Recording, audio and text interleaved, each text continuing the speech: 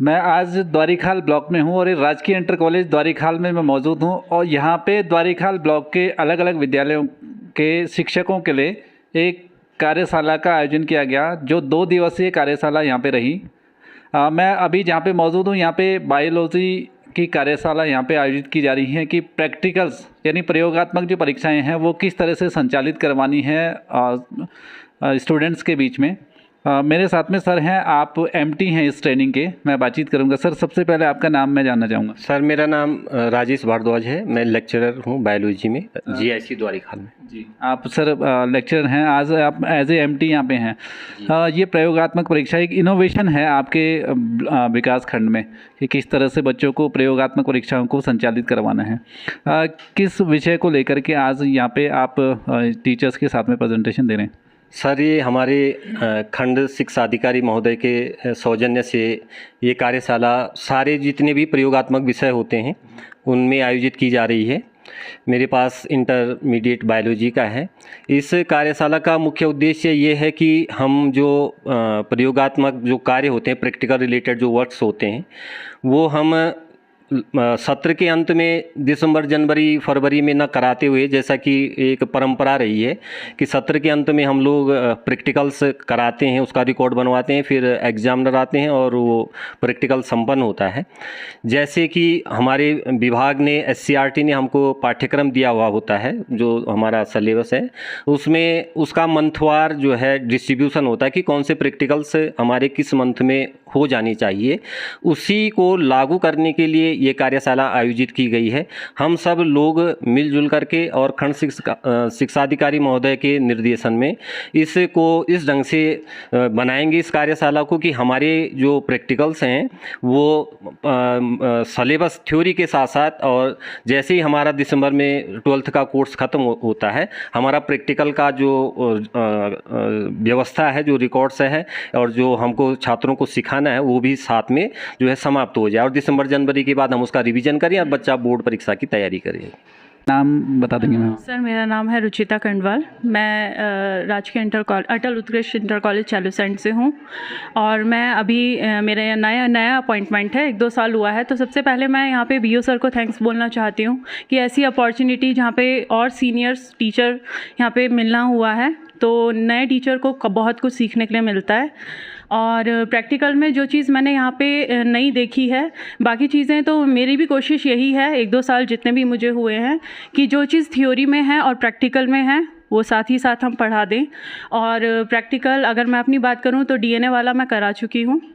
बस थोड़ा सा ड्रॉबैक ये रहता है कि प्रैक्टिकल रिकॉर्ड्स जो हैं वो इतने इजीली अभी हम जाएं शॉप वगैरह में अवेलेबल नहीं होते, इसलिए बच्चों को इन रिटर्न अभी नहीं लिखवा पाते। और जो नई चीज़ मैंने यहाँ पे सीखी है कि इन्वेस्टिगेटरी प्रोजेक्ट्स जो हैं हम साथ साथ में बच्चों को कैसे दे सकते हैं कि लास्ट में जब बोर्ड एग्ज़ाम के टाइम पे उन्हें बनाना पड़े तो उन्हें बहुत ज़्यादा मेहनत ना करनी पड़े उसके ऊपर, है ना। तो टॉपिक वाइज अगर हम ऐसे उन्हें दे दें हर चैप्टर के साथ, तो मुझे लगता है टीचर और बच्चे दोनों के लिए काफ़ी बेनिफिट रहता है लास्ट में। आपको लगता है जो स्टार्टिंग में ये कार्यशाला रखी गई, अभी मई मंथ है, ये 1 महीना हुआ अभी स्कूल को नया सत्र शुरू हुए, तो आपको लगता है कि जो आपके जो बीईओज़ हैं उन्होंने जो ये पहल शुरू की, कहीं ना कहीं ये फ़ायदा करेगी टीचर्स को भी? जी सर, बिल्कुल ये बेनिफिट करेगी टीचर्स को और फिर उसके स्टूडेंट्स को भी। चलिए मैम, बहुत बहुत शुभकामनाएं। आपका वार्षिक उत्सव भी बड़ा शानदार रहा था, मेधा द इंटेलेक्ट आपकी जो वो रही थी मैगजीन, भी शानदार रही। बहुत बहुत बधाई। Thank you sir. सर, आज आपके जो ब्लॉक हैं वहाँ पे ये कार्यशाला आयोजित की जा रही है, बायो की अभी ये कार्यशाला चल रही है, किस तरह से ये लाभान्वित करेगी आपको और फिर जो स्टूडेंट जिनको आप पढ़ा रहे हैं? पंजी, सबसे पहले तो आपका बहुत बहुत धन्यवाद कि आप इस तरह के विषय को आप कवर करते हैं। और मैं इस विषय में ये कहना चाहता हूँ कि हम जो पढ़ाते हैं, जो हमारा थ्योरी का, सैद्धांतिक का जो पर मंथ जो विभाजन होता है, उसके अनुसार ही अपने पाठ्य वस्तु के अनुसार हम प्रत्येक माह उनके प्रैक्टिकल्स करवाएं और साल भर बच्चों को इस प्रैक्टिकल्स में इंगेज रखें। आमतौर पर ऐसा होता था कि पहले हम ये करते थे कि लगभग सितंबर अक्टूबर जब बोर्ड परीक्षाएं नज़दीक होती थी तो उस समय बच्चों को प्रैक्टिकल कराते थे, लेकिन हमारे जो खंड शिक्षा अधिकारी हैं उनके सौजन्य से और हमारे एमटी महोदय के सौजन्य से आज हमें ये सीखने को मिला है कि हम जिस दिन से हमारा सत्र शुरू हो उसी दिन से जो हम पाठ पढ़ा रहे हैं उसी पे आधारित हम प्रयोगात्मक कराएंगे। आपका शुभ नाम सर, नाम और विद्यालय? मेरा नाम राजीव थपलियाल है, मैं प्रवक्ता जीव विज्ञान राजकीय इंटर कॉलेज सिरोगी। चलिए सर, बहुत बहुत शुभकामनाएं आपको। धन्यवाद सर। सर सबसे पहले आपका शुभ नाम मैं जानना चाहूँगा। मेरा नाम राजीव रावत और मैं प्रवक्ता जीव विज्ञान अटल उत्कृष्ट राजकीय इंटर कॉलेज देवीखेत में कार्यरत हूँ अभी।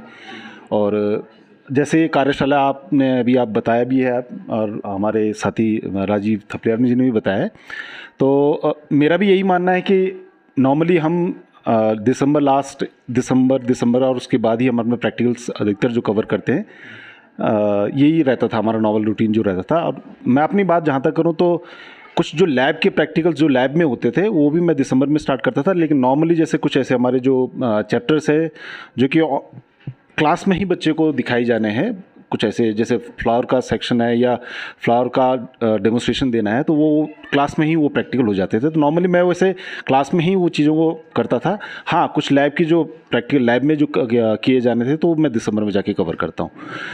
जहाँ तक इसकी बात है, क्योंकि हमारा विद्यालय जो है वो CBSE से एफिलेटेड है, तो CBSE में जो सिलेबस का प्रैक्टिकल जो सिलेबस है वो लगभग 1-1.5-2 साल पहले ही उन्होंने चेंज कर दिया था।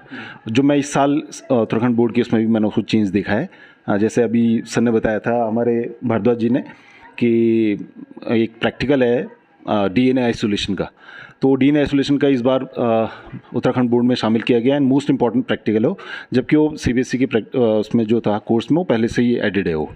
तो कुछ ऐसे प्रैक्टिकल्स हैं थोड़ा सा जो अब उत्तराखंड बोर्ड में भी जो शामिल किए गए हैं।